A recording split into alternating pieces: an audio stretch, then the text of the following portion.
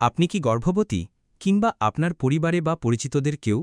তাহলে শুনে খুশি হবেন, বাংলাদেশ সরকার এখন গর্ভবতী নারীদের জন্য দিচ্ছে মাসিক ভাতা।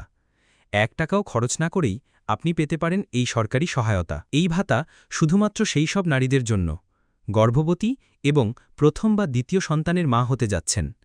দরিদ্র ও নিম্ন আয়ের পরিবারের সদস্য, এছাড়া যাদের বয়স ২০ বছরের বেশি এবং যারা কোনো চাকরি বা আয়করদাতা নন, তাদেরকে এই ভাতা দেয়া হয়। কত টাকা পাবেন?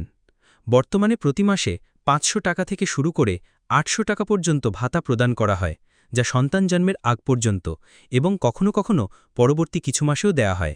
কোথায় আবেদন করবেন? এই ভাতার জন্য আবেদন করতে হবে আপনার এলাকার ইউনিয়ন পরিষদ বা উপজেলা সমাজসেবা অফিসে।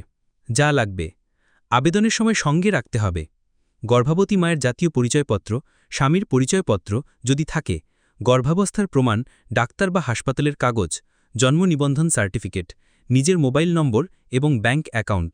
অনলাইন আবেদন: কিছু এলাকায় এখন অনলাইনেও আবেদন করার সুযোগ রয়েছে। আপনার উপজেলা সমাজসেবা অফিসে খোঁজ নিন, তারা আপনাকে বিস্তারিত বলে দেবে। এই সুবিধাটি অনেক মা জানেন না, ফলে তারা সরকারি সহায়তা থেকেও বঞ্চিত হন।